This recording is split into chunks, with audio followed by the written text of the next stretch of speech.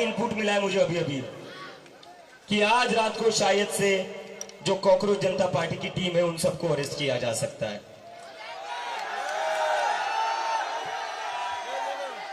मैं सरकार से कहना चाहता हूं क्यों अरेस्ट करना है? हम तो शांति से बैठे हुए यहाँ पर, आज 35 दिन हो चुके हैं शांति से बैठे हुए। इतना शांतिपूर्ण प्रदर्शन मुझे नहीं लगता इंडिपेंडेंट इंडिया की हिस्ट्री में कभी हुआ हो। हम महात्मा गांधी के रास्ते पर चलने वाले लोग हैं, डॉक्टर बाबा साहेब अम्बेडकर के रास्ते पर चलने वाले लोग हैं, संविधान के रास्ते पर चलने वाले लोग हैं। क्या दिक्कत है आपको भारत के संविधान से जो आप हमें अरेस्ट करना चाहते हैं? और मैं कहना चाहता हूं मत करिए ये गलती। आपने सोनम सर को यहां से किडनैप करके इस आंदोलन को और बड़ा बना दिया।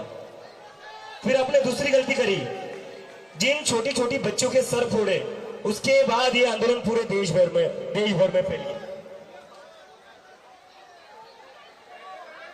हेलो, उसके बाद आपने 20 जुलाई को जो छोटी छोटी बच्चियों के सर फोड़े, जो मेल पुलिस ऑफिसर्स ने लड़कियों के कपड़े फाड़कर उन्हें पीटा, उसके बाद यह आंदोलन पूरे देश में फैल गया है।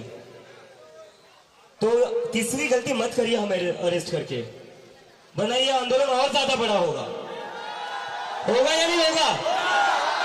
आंदोलन बड़ा होगा या नहीं होगा?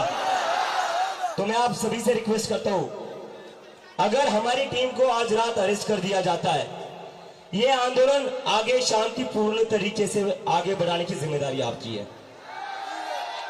और मुझे आप लोगों पर पूरा भरोसा है, आप लोग देशभक्त लोग हो, आप लोग कानून को मानने वाले लोग हो, आप लोग कोई भी ऐसी चीज नहीं करोगे जिससे हमारे देश को कोई नुकसान हो। मुझे पता है आप लोग बहुत देशभक्त लोग हो।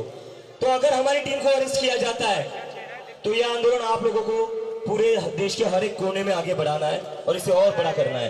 करेंगे ना? लेकिन याद रहे, शांतिपूर्ण आगे बढ़ाना है। जो लोग हिंसा करेंगे, जो लोग कुछ गलत काम करेंगे, वो कॉकरोच जनता पार्टी के सपोर्टर से हो सकते हैं।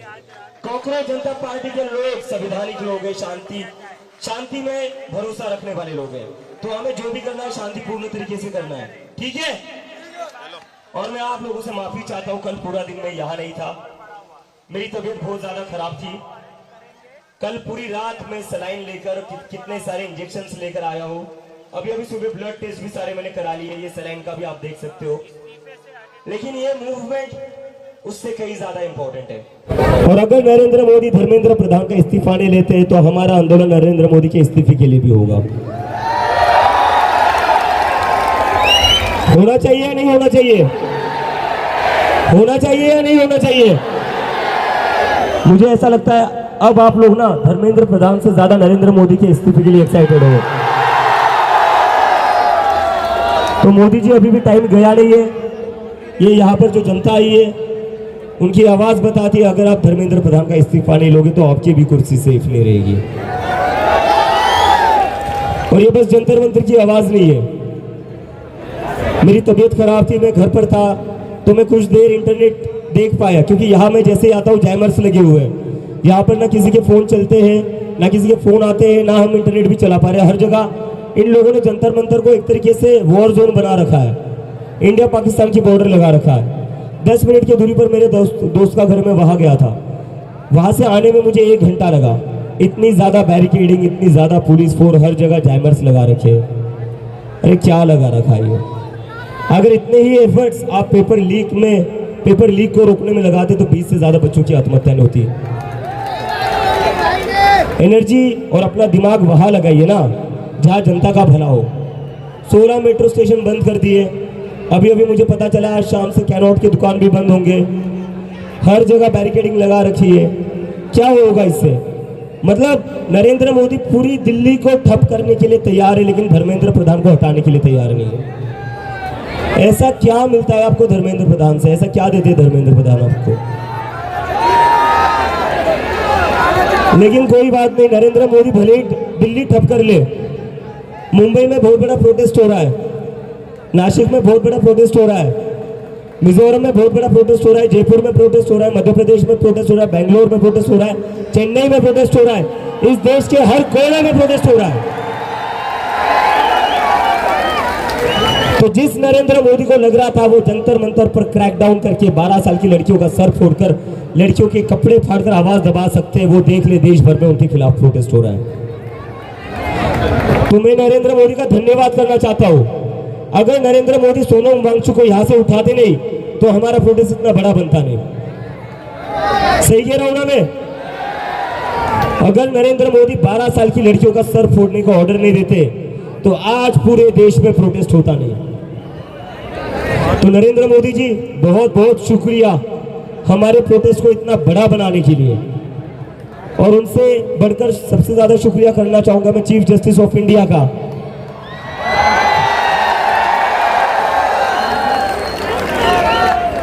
अगर आप कॉकरोच कहते नहीं तो शायद ना मैं कभी अमेरिका से इंडिया आता और ना इस देश में इतना बड़ा आंदोलन खड़ा होता। तो chief justice of India Suryakant ji, आपका बहुत बहुत धन्यवाद। हमें पता है आप काफ़ी बिजी हो, आपको वीडियो तक देखने का समय नहीं मिलता है, जहां पर बच्चों को मारा गया है, बहुत बिजी इंसान हो, लेकिन फिर भी हम आपका शुक्रिया करना चाहते हैं। और मैं फिर से एक बार नरेंद्र मोदी सर से अपील करना चाहता हूँ, सर सुन लीजिए बच्चों की बात, सुन लीजिए। मुझे पता है आपका अपना परिवार नहीं है तो आपको बच्चों के बारे में ज़्यादा पता नहीं होगा। अगर इनका अपना परिवार होता तो इनको पता होता बच्चे कितने जिद्दी होते हैं, बच्चे कितने जिद्दी होते हैं इन्हें पता होता। तो अगर ये सरकार जिद्दी है तो हम उससे ज्यादा जिद्दी है। और अगर धर्मेंद्र प्रधान का इस्तीफा नहीं हुआ ना तो फिर से रेलवे स्टेशन पर चाय की टपरी खुलवा कर रहेंगे।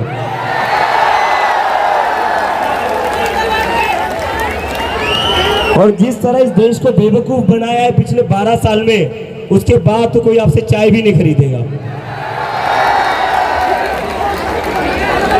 और उसके बगल में फिर होम मिनिस्टर का समोसे का ठेला लगाना पड़ेगा होम मिनिस्टर को।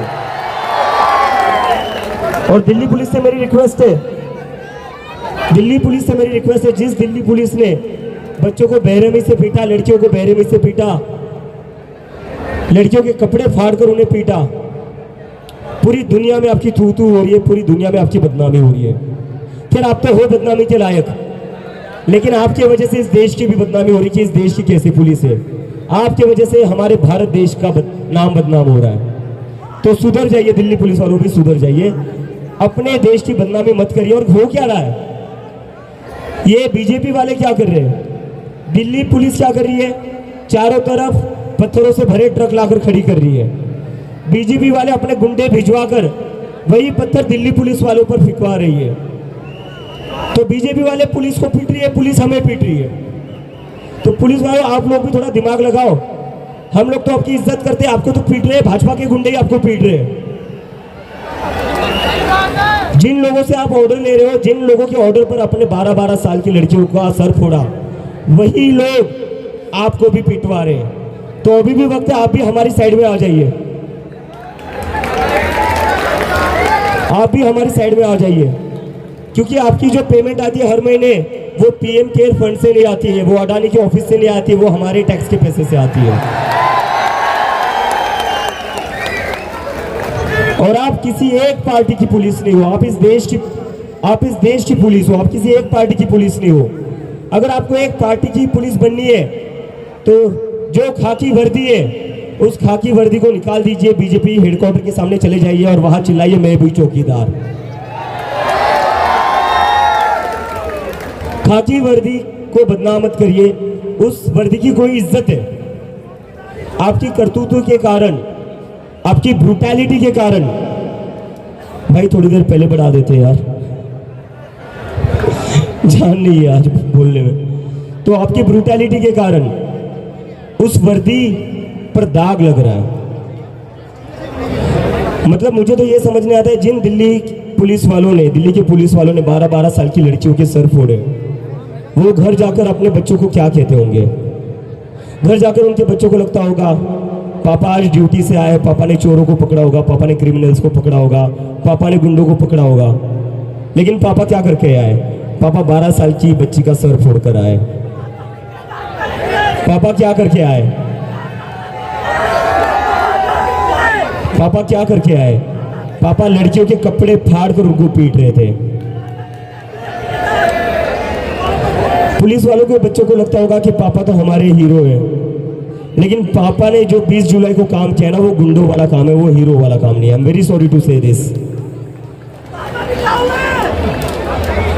नहीं, पापा बिके हुए नहीं है, पापा की मजबूरी है, पापा की मजबूरी है। जो ऊपर से ऑर्डर आता है, जो ऊपर से ऑर्डर आता है वो कैरी करना पड़ता है। लेकिन भले ही आपके ऊपर से जो भी ऑर्डर आए, कहीं ना कहीं आपको भी तो आपकी अंतरात्मा की सुननी पड़ेगी। कैसे आपका मन मान जाता है, कैसे आपका मन राजी हो जाता है 12 साल की लड़की का सर फोड़ने के लिए, कैसे आप तैयार हो जाते हो लड़कियों के कपड़े फाड़ने के लिए, कैसे? कहीं ना कहीं तो आपको भी सोचना चाहिए ना, ये ऑर्डर सही है या नहीं है। अगर आप में ये सोचने की भी एबिलिटी नहीं है कि ये ऑर्डर सही है या नहीं है, तो फिर इतनी पढ़ाई का क्या फायदा, जो पढ़ाई करके आप पुलिस में भर्ती हुए हो। आईटी सेल में ही चले जाते, बीजेपी में ही चले जाते, क्योंकि बिना पढ़ाई तो वहीं पर प्रमोशन ज्यादा होते हैं।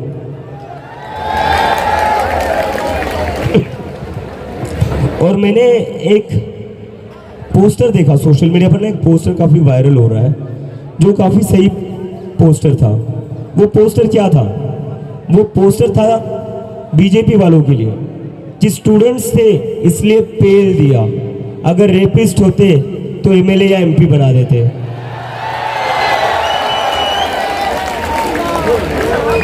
इस सरकार को तो स्टूडेंट से दिक्कत है ही, क्योंकि अगर बच्चे पढ़ लिख गए, बच्चे तो पढ़ते लिखते ही है, राजनेता पढ़ते लिखते नहीं है। इनके बच्चे भी मतलब आधे से ज़्यादा इनके जो बच्चे हैं वो मेरे साथ ही बॉस्टन में पढ़ते थे। इन सब के बीजेपी के जितने भी मिनिस्टर्स हैं वो मेरे साथ ही बॉस्टन में थे, कुछ लोग कोलंबिया न्यूयॉर्क में थे। और ये लोगों का क्या है, इनको तो नीट की एग्ज़ाम देनी नहीं है, इनको जेई की एग्ज़ाम देनी नहीं है, इनको वहीं पर सेटल होना है। और ये अपने देश भी तभी वापस आते हैं जब इनको एमएलए या एमपी की टिकट मिल जाती है। चलो ठीक है, पापा का रिटायर होने का समय आ गया है, तो अब बेटा आगे घर बढ़ाएगा, बेटी जो पॉलिटिक्स आगे बढ़ाएगी।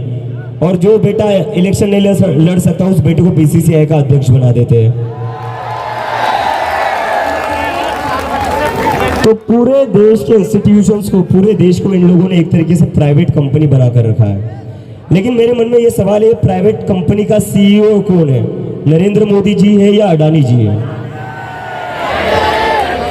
आपने प्राइवेट कंपनी तो बना दी, लेकिन सीईओ कौन है ये भी थोड़ा बता दीजिए, क्योंकि बहुत सारा कंफ्यूजन रहता है। क्योंकि सारे टेंडर, सारे कॉन्ट्रैक्ट्स तो किसको मिलते हैं? किसको मिलते हैं?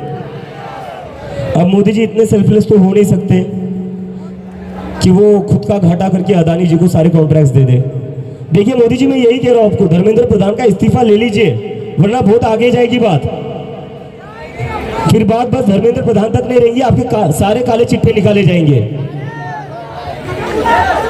जिस तरह से आपने इस देश के जंगलों को बेचा है, देश के एयरपोर्ट्स को बेचा है और एक इंसान को दे दिया। इस देश की जनता गरीब से गरीब होते जा रही है, और एक इंसान है, बस एक ही इंसान है जो अमीर होते जा रहा है, बाकी पूरी जनता गरीब होते जा रही है।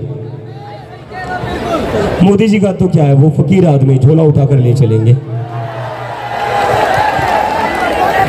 लेकिन मुझे लगता है उनका वो झोला भी जो है ना, वो 10 लाख का होगा, जिस पर मोदी मोदी मोदी मोदी लिखा हुआ होगा। डिजाइनर झोला होगा, वो डिजाइनर झोला होगा। तो मोदी जी, मेरी आपसे फिर से रिक्वेस्ट है, धर्मेंद्र प्रधान का इस्तीफा ले लीजिए, वरना बात सिर्फ धर्मेंद्र प्रधान के इस्तीफे की नहीं रहेगी, बात आपके इस्तीफे पर भी आ जाएगी। और वो आएगी, जैसी आपकी हरकतें आएगी वो, इतना तो मैं आप लोगों को कहना चाहता हूँ, आएगी बात।